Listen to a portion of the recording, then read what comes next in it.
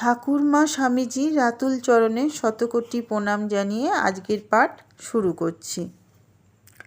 জয়রামবাটিতে মায়ের বাড়ির কাছেই বারুজ্যে পুকুর, কিছু দূরে আমোদর নদ।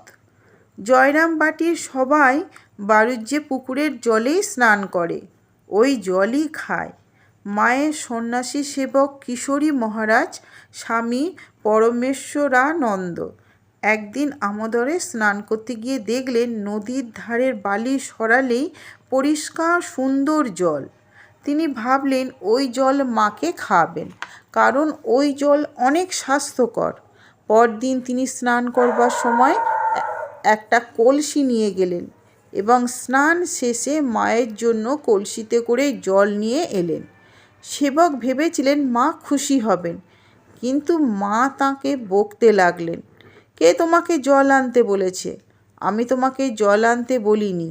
আমি বারুজ্যে পুকুরের জল খাই, বারুজ্যে পুকুরের মিষ্টি জল। তোমাকে জল আনতে হবে না। কিন্তু সেবক লক্ষ্য করলেন মা বিরক্ত হলেও ওই জল ব্যবহার করছেন। তাই পরদিনও স্নান করে ফেরবার সময় মায়ের জন্য জল নিয়ে এলেন। মা এদিন আরও বকলেন, কেন তুমি জল আনলে? কে তোমাকে জল আনতে বলল? আমি বারণ করলেও তুমি শুনবে না। কিন্তু সেদিনও মা সেবকের আনা জলই খেলেন। সেবক তৃতীয় দিনেও জল আনলেন।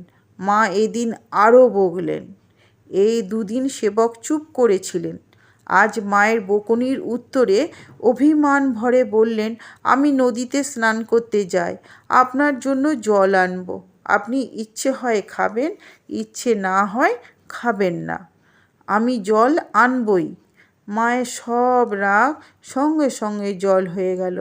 কোমল স্বরে বললেন, দেখো বাবা, জল আনছো, তৃপ্তির সঙ্গে খাচ্ছি এবং জলও ভালো। তবে অত দূর থেকে জল আনতে তোমার কষ্ট হবে বলে তোমায় নিষেধ করেছিলাম।